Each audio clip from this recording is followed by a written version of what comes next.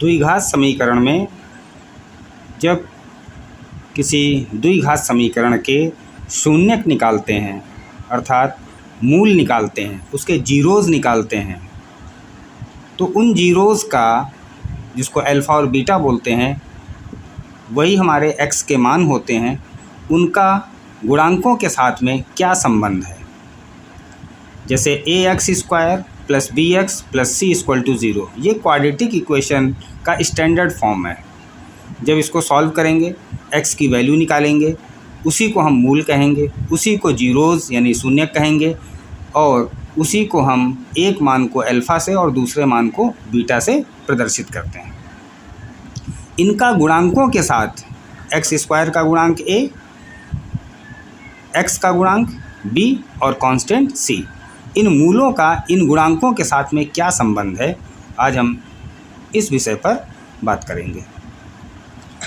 मान लिया कि x² - x - 30 = 0, ये द्विघात समीकरण है। अब हम इसके मूल ज्ञात करेंगे, और मूल ज्ञात करने की दो विधियां हैं, एक सूत्र के द्वारा श्रीधराचार्य विधि और दूसरा गुणनखंड विधि।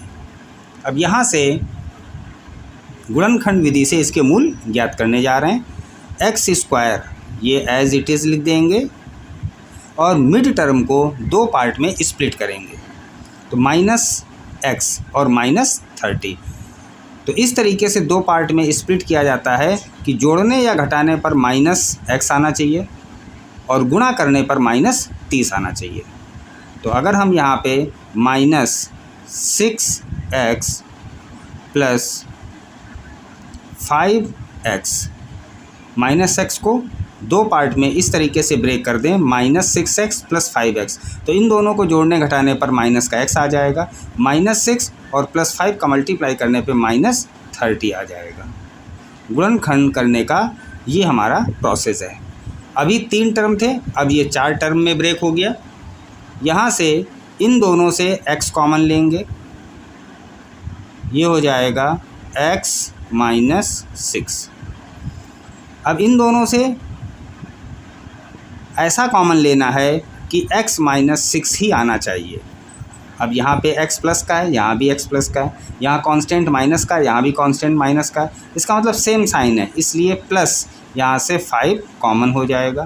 तो इसमें से 5 कॉमन लेंगे तो ये हो जाएगा x - 6 और इक्वल में आ जाएगा 0।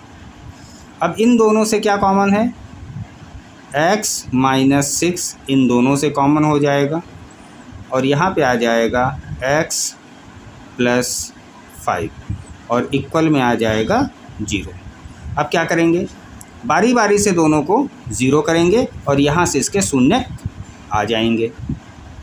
जब x - 6 इसको 0 करेंगे तो x की वैल्यू आ जाएगी 6। अब यहाँ पे जब x + 5 इसको 0 करेंगे तो x की वैल्यू आ जाएगी -5। बच्चों, यहाँ पर x का जो मान आया है यही हमारे शून्यक हैं, यही हमारे मूल हैं। एक मान को हम लोग अल्फ़ा से प्रदर्शित करते हैं और एक मान को हम लोग बीटा से प्रदर्शित करते हैं। तो यहाँ से अल्फ़ा की वैल्यू 6 और बीटा की वैल्यू -5, ये हमारे दो मान आ गए। अब यहाँ से अगर मूलों को जोड़ेंगे, यानी कि अल्फ़ा प्लस बीटा, तो जोड़िए, इसको और इसको जोड़ा तो कितना आ जाएगा 1। और अगर हम इनका मल्टीप्लाई करेंगे तो इसका ऐसे मल्टीप्लाई करेंगे तो -30, गुणा करने पर -30 और जोड़ने पर 1 आ रहा है। अब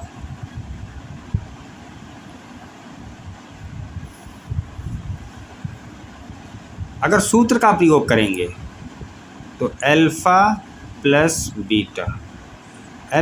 बीटा मूलों के योगफल का सूत्र होता है -b/a। एक बच्चे ने इस तरीके से प्रश्न पूछा गया था कि मूलों का योग क्या होगा, तो एक बच्चे ने पहले इसके गुणनखंड किए, अल्फ़ा बीटा निकाला, उसके बाद यहाँ से अल्फ़ा प्लस बीटा यानी कि मूलों का योग उसने निकाला 1। वहीं दूसरे बच्चे ने क्या किया, alpha plus beta equal to minus b upon a का फार्मूला लगा दिया। उस बच्चे को मालूम था कि मूलों के योगफल का जो सूत्र होता है वो माइनस बी अपान ए होता है। अब इस क्वेश्चन में इसको स्टैंडर्ड फॉर्म से कंपेयर करेंगे तो यहाँ एक्स स्क्वायर के गुणे में 1 है, यहाँ एक्स स्क्वायर के गुणे में ए है। जब कंपेयर करेंगे तो ए की वैल्यू 1 आ जाएगी, फिर x के मल्टीप्लाई में b है तो यहाँ पर, और यहाँ पे x के मल्टीप्लाई में 1 है और आगे माइनस का साइन लगाए। कोफिशिएंट यानी कि गुणांक विद साइन चिन्ह सहित लिए जाएंगे तो x के गुणे में -1 है तो b की वैल्यू -1 हो गई, और c होता है कांस्टेंट और यहाँ पे कांस्टेंट है -30। अब मूलों के योगफल यानी अल्फ़ा प्लस बीटा का सूत्र है माइनस बी अपान ए, तो माइनस तो फार्मूले से हो गया और b की वैल्यू भी -1 है तो ये -1 हो गया, b की वैल्यू -1 तो यहाँ b की वैल्यू -1 रख देंगे, इसके पहले माइनस लगा हुआ था, ये माइनस अपान ए की वैल्यू क्या है 1, तो माइनस का माइनस में मल्टीप्लाई हो रहा है तो ये प्लस का 1 हो जाएगा, 1/1 करेंगे तो 1 आ जाएगा। तो एक बच्चे को alpha plus beta equal to minus b upon a का सूत्र मालूम था और प्रश्न में पूछा गया था कि मूलों का योगफल ज्ञात करो, तो उसने सिंपल सा कंपेयर करके ए बी सी निकाला और यहाँ पे सूत्र में ए और बी की वैल्यू रख दी, तो मूलों का योगफल उसने बहुत ही कम समय में निकाल लिया। वहीं दूसरे बच्चे को जिसको फार्मूला नहीं मालूम है तो वो क्या करेगा, पहले इस समीकरण से दोनों मूल निकालेगा और दोनों मूल निकालने के बाद दोनों को जोड़ेगा, तब मूलों का योगफल वो बता पाएगा। पेपर में कभी कभी पूछा जाता है कि मूलों का योगफल ज्ञात कीजिए, तो मूलों का योगफल ही हमको ज्ञात करना है तो सिंपल सा हम यहाँ पे ये फार्मूले का यूज़ करके और मूलों का योगफल बता सकते हैं। इसी तरीके से मूलों का गुणनफल, अगर हमको सूत्र नहीं मालूम है तो मूलों का गुणनफल निकालने के लिए इस तरीके से मूल निकालने के बाद दोनों का गुणा करना पड़ेगा, लेकिन अगर हमको सूत्र मालूम है तो क्या करेंगे, सीधा सूत्र का प्रयोग करेंगे। मूलों के गुणनफल का सूत्र होता है c अपान ए, तो यहाँ से c का मान कितना है -30, तो ये हो गया -30 और a का मान है 1, तो यहाँ से मूलों का गुणनफल कितना आ गया -30। जिस बच्चे को मूलों के गुणनफल का सूत्र मालूम है c अपान ए, तो सिंपल सा कंपेयर करेगा और यहाँ से मूलों का गुणनफल निकाल लेगा। अगर सूत्र नहीं मालूम है तो पहले हमको दोनों मूल निकालने पड़ेंगे, फिर दोनों का गुणा करना पड़ेगा, तब मूलों का गुणनफल आएगा। तो प्रश्न पत्र में एक प्रश्न ऐसा पूछा जाता है कि समीकरण दिया होता है, मूल ज्ञात कीजिए। वहीं इसी का उल्टा भी पूछा जाता है कि अगर मूल ये हैं तो समीकरण ज्ञात कीजिए। अब यहाँ से दूसरा प्रश्न चालू हो गया, क्या यदि मूल 6, -5 है तो द्विघात समीकरण ज्ञात कीजिए।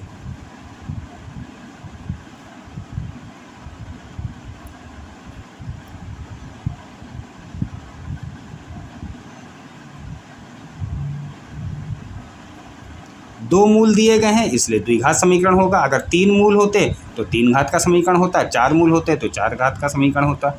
जितने मूल होंगे उतने ही घात का समीकरण प्राप्त होता है। तो यहाँ से अगर 2 मूल दिए गए हैं तो एक मूल क्या हो जाएगा अल्फ़ा और एक मूल क्या हो जाएगा बीटा। अब अगर मूल दिए गए हैं और हमको समीकरण निकालना है तो कैसे निकालेंगे, इसका सूत्र होता है x² माइनस मूलों का योगफल इंटू x और प्लस मूलों का गुणनफल बराबर 0।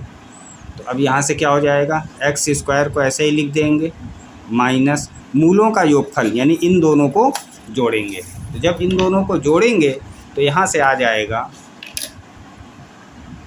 6 और -5, तो यहाँ पे 6 लिखेंगे, यहाँ -5 लिखेंगे तो क्या आ जाएगा 1 का मल्टीप्लाई x में करेंगे तो क्या आ जाएगा x, फिर यहाँ पे अल्फ़ा इंटू बीटा यानी इन दोनों का गुणा, 6 और -5 का गुणा करेंगे तो माइनस का 30 आ जाएगा और इक्वल 0। तो जब मूल दिए गए होंगे और समीकरण निकालना होगा तो इस सूत्र का प्रयोग करेंगे। देखिए x² माइनस एक्स माइनस 30, यही हमारा समीकरण था, x² माइनस एक्स माइनस 30। इसी के हमने जब मूल निकाले थे तो 6 और -5 आया था। अब मूल दिए गए हैं तो समीकरण हमारा ये आ जाएगा। देखिए इस तरीके से ये आया। तो एक तो इस तरीके से प्रश्न पूछा जाएगा और दूसरा इस तरीके से प्रश्न पूछा जाएगा। और तीसरा प्रश्न आएगा कि समीकरण ये दिया हुआ है, इनके मूलों का योगफल ज्ञात कीजिए और मूलों का गुणनफल ज्ञात कीजिए। इसी क्रम में आगे बात करते हैं। यदि समीकरण LX² plus NX plus N equal to 0 के मूलों का अनुपात, यानी इसके जो मूल हैं जिसको हम अल्फ़ा और बीटा बोलते हैं, उसका जो अनुपात है वो P अनुपात Q के बराबर है। तो सिद्ध करना है रूट में P upon Q plus root में Q upon P plus root में N upon L equal to 0। ऐसे प्रश्नों को कैसे करेंगे? तो इसके मूलों का जो अनुपात है वो P अनुपात Q है। मूल क्या है? अल्फ़ा और बीटा। तो सबसे पहले अल्फ़ा प्लस बीटा यानी कि मूलों का योग। अभी हमने सूत्र बताया था कि मूलों के योगफल का सूत्र होता है माइनस का b अपान a। तो b का मान क्या है? n, और ये माइनस फार्मूले से अपान a की वैल्यू है l। इसी तरीके से मूलों का गुणनफल c अपान a, c क्या है? n अपान a की वैल्यू l। तो जहाँ पर अल्फ़ा प्लस बीटा है वहाँ पर ये लिखेंगे और जहाँ पे अल्फ़ा इंटू बीटा है वहाँ पर ये लिख सकते हैं। तो यहाँ से ये हमको मालूम था। दूसरा हमको क्या मालूम है कि अल्फ़ा और बीटा इनका अनुपात है P अनुपात Q, यानी कि मूलों का अनुपात कितना दिया है? P अनुपात Q। अब इसका क्या मतलब है? जब कभी भी अनुपात में लिखा जाता है तो इसको हम इस तरीके से भी लिख सकते हैं, alpha upon beta equal to P upon Q।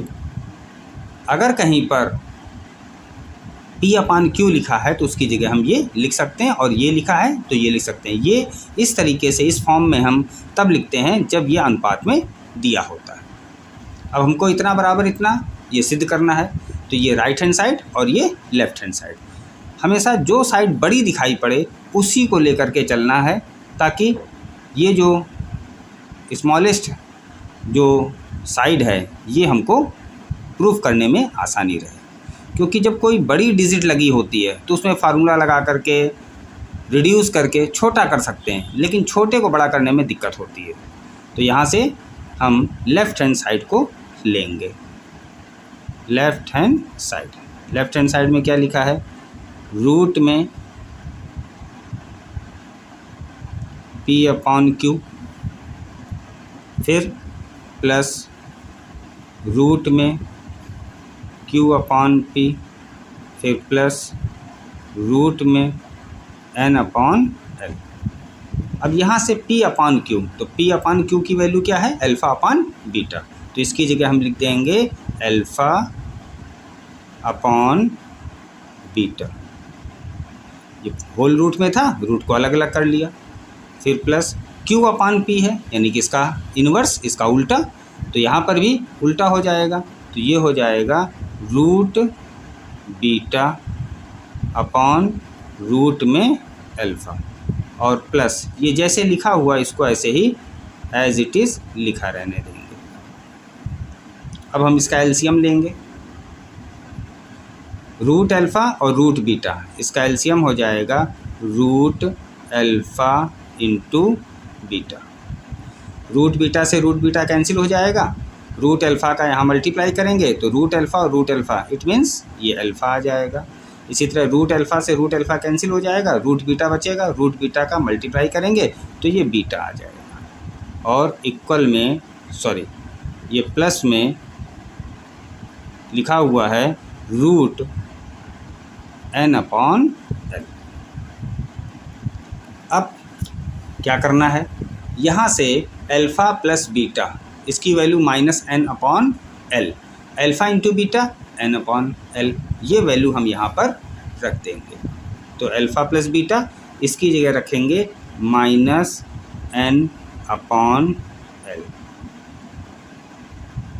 फिर अपॉन में इसकी जगह ये रूट में अल्फ़ा इंटू बीटा की जगह n/L और प्लस रूट n/L, इस तरीके से ये लिखा हुआ है। अब यहाँ पे देखिए ये माइनस अलग है और n/L ये वैल्यू है, जो यहाँ पे लिखा है वही यहाँ पे लिखा है। हम लोगों ने पढ़ा है √2 इंटू √2 हम लोग 2 लिख देते हैं, √x इंटू √x x लिख देते हैं। इसी तरीके से हम इसको भी स्प्लिट कर लेंगे, ये माइनस जैसे लिखा है लिखा रहने देंगे, n/L लिखा हुआ है तो इसको हम लोग √n/L और इंटू में √n/L यहाँ पे लिख देंगे। अपॉन में ये लिखा हुआ है √n/L, तो इसकी जगह हमने ये लिख दिया, इसकी जगह जैसे लिखा था ऐसे ही लिख दिया, और ये प्लस में लिखा हुआ है √n/L।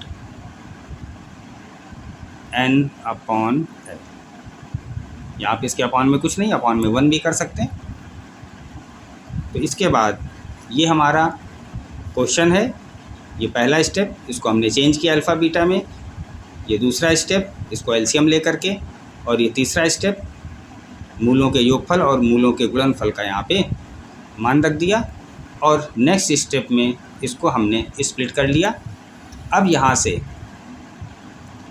ये मल्टीप्लाई में दोनों, ये और ये दोनों सेम है, ये कैंसिल हो जाएगा, और माइनस का ये क्या आ जाएगा n/L, और ये प्लस का आ जाएगा n/L, ये प्लस ये माइनस, और ये क्या आ जाएगा 0, और ये आ गया हमारा राइट हैंड साइड।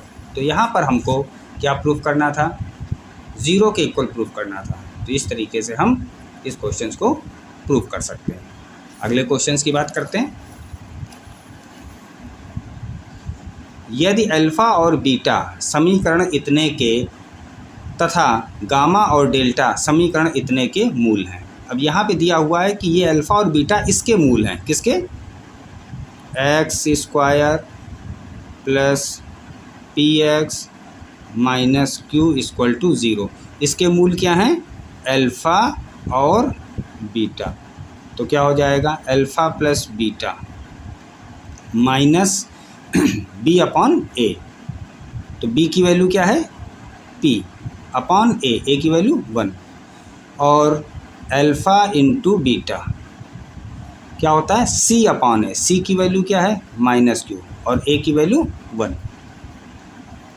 फिर आगे क्या है, x² + px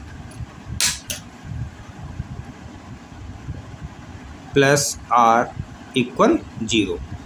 इस समीकरण के मूल क्या हैं, गामा और डेल्टा। तो मूलों का योगफल हो गया, मूलों का योगफल क्या होता है -b/a, b की वैल्यू है p, a की वैल्यू है 1, तो इसकी वैल्यू भी -p आ जाएगी, और मूलों का गुणनफल c/a, तो c की वैल्यू क्या है r, और a की वैल्यू 1, तो यहाँ से इसकी वैल्यू आ गई।